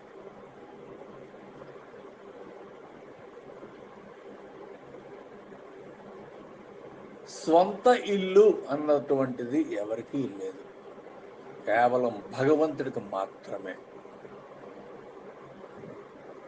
ఈ భౌతిక దేహం పొందిన వారు అందరూ కూడా అద్దె ఇంట్లో నివాసం ఉంటున్న వారే. ఆ అద్దె గడువు పూర్తయిన పిదప ఒక్క క్షణం కూడా ఆ ఇంట్లో ఉండరు. మరొక ఇంట్లోకి ప్రవేశం జరుగుతూ ఉంటుంది. అందువల్ల ఈ అద్దె కొంప గురించి చింత ఏమిటి, సరిగ్గా లేదు అనేటువంటి బాధ మనకెందుకు? ఈ ఇంటి యజమాని ఆయన చూసుకుంటాడు దాని బాగోగులన్నీ. ఇంట్లో ఉండడానికి మనకి ఇచ్చిన తర్వాత ఆ ఇంటి తాలూకు బాగోగులు యజమాని కదా చూసుకుంటాడు. మనకెందుకు చింతన అంటే, ఈ భవ రోగాల నుంచి మనం బాధపడటం ఎందుకు? మనం ఉండేటి కొద్ది సమయం కూడా భగవన్నామ చింతనతో, భగవన్నామ స్మరణతో కాలం గడపాలి సుమా. అంతేగాని వదిలి వెళ్ళేటువంటి అశాశ్వతమైనటువంటి ఈ శరీరం గురించి మనం ఎందుకు బాధపడాలి, ఇబ్బంది పడాలి, మన సమయాన్ని ఎందుకు వృధా చేసుకోవాలి?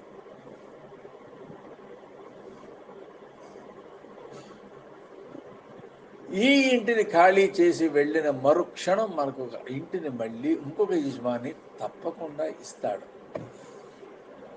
ఆ ఏర్పాట్లు భగవంతుడే చూసుకుంటాడు. ఆ చింతన మనకెందుకు?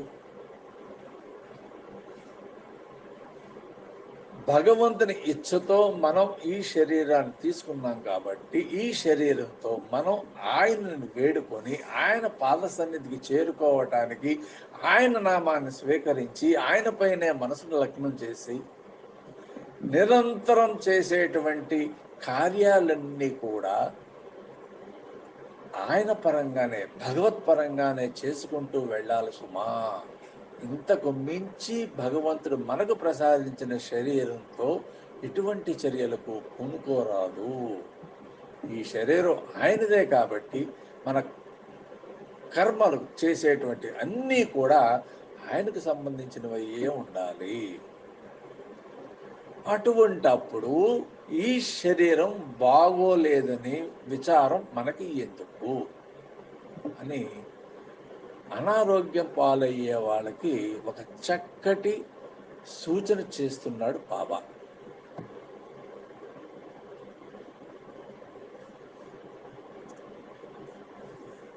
ఒకవేళ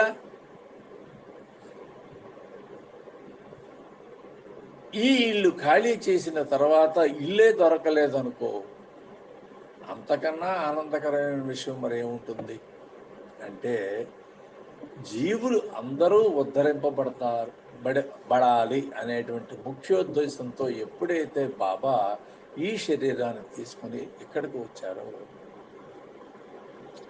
తన ఆశయం నెరవేరిన తర్వాత మరలా శరీరం తీసుకొని రావాల్సిన పని ఏమన్నది? తన స్వస్థానమైనటువంటి ఆ జగన్నియంత ఎక్కడికి చేరుకోవాలో అక్కడికే చేరుకుంటాడు కదా. అంటే తను వచ్చినటువంటి ఆశయం పూర్తయిందని, ఇక మరలా తను రావాల్సిన పని లేదని, తన ప్రయత్నం సఫలీకృతం అవుతుందని, అలా జరిగిన నాడు మాత్రమే కదా మరొక అద్దె ఇల్లు దొరకకుండా ఉంటుంది అనేటువంటిది ఏమిటి? మరలా జన్మ తీసుకోకుండా ఈ జన్మలోనే కావలసినటువంటి సత్కర్మలు ఆచరించి సదాలోచనలు చేసి నిరంతరం భగవత్పరంగా భగవన్నామస్మరణ చేసుకుంటూ మన కాలాన్ని గడుపుకోవాలి. కానీ వ్యధా ప్రసంగాలతో యథాలాపన కాలక్షేపాలతో కాలాన్ని దుర్వినియోగం చేసుకోరాదు అనేటువంటి చక్కటి సూచన మనందరికీ ఇస్తున్నాడు బాబా ఈ లేఖ ద్వారా.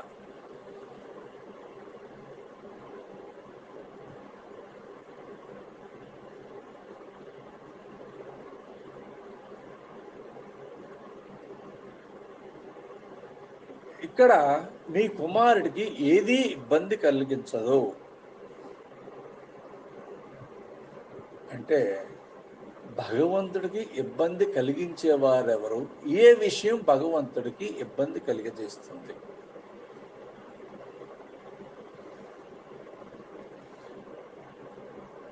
మనలో ఒక వ్యక్తిగా మనతో కలిసిమెలిసి తిరుగుతున్న వ్యక్తి భగవంతుడే అని తెలుసుకోవాలి. అలా తెలుసుకున్న నాడు ఆయనకి ఎటువంటి ఇబ్బంది కూడా కలగదు సుమా. తన శరీరం తీసుకొని మనతో సహజీవనం చేస్తున్నాడు కాబట్టే ఆ శరీరానికి ఇబ్బందులు బాధలు కలుగుతున్నాయి. గతంలో ఒక లేఖలో మనం చదువుకున్నాం, నాకు ఆరోగ్యం అంతగా బాగోలేదు, అనారోగ్య కారణంగా నా శరీరమే బాధపడుతుంది కానీ నేను కాదు అని తెలియజేశారు బాబా. అంటే బాధలు, ఇబ్బందులు, అనారోగ్యాలు ఇటువంటివన్నీ కూడా ఈ అశాశ్వతమైనటువంటి శరీరానిగా కానీ శాశ్వతమైనటువంటి మనసుకు కాదు, జీవికి కాదు. ఇది మనం తెలుసుకోవాలి.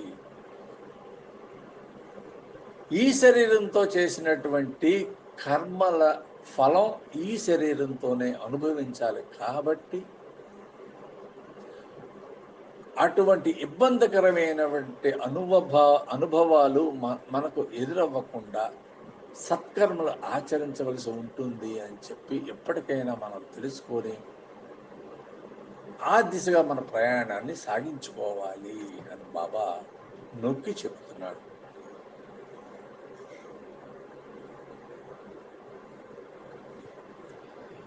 మీ దగ్గర నుంచి మరొక ఉత్తరం రావాలి అని, ఆ ఉత్తరం నిండా ఆనందకరమైనటువంటి విషయాలు ఉండాలని, అంటే మీరు మీ కుటుంబ సభ్యులు సదా ఆనందపూర్వకమైనటువంటి జీవితాన్ని గడపాలి, ఆనందంతో ఉండాలి, ఆనందాన్నే చవి చూడాలి అనేటువంటి దృక్పథంతో ఆనందకరమైన విషయాలతోటే నాకు మరలా జాబు రాయండి అని చెప్పి ఈ మహేష్ చంద్ర మజుందార్ గారికి వారికి కలిగిన ఇబ్బంది కేవలం శారీరకమైనదే కానీ మానసికమైనది కాదని ఆయనకి తెలియజేస్తూ దానిని అధిగమించడం కావలసిన కారణం, దానికి అధిగమించడానికి కావలసిన మార్గం కేవలం ప్రేమ మార్గమే, భక్తి మార్గమే, నామస్మరణ మార్గమే అని చెప్పి తెలియజేస్తూ బాబా ఈ లేఖ రాయటం జరిగింది. కుసుమహర కుసుమహర కుసుమహర, మీ అన్నాజీరావు.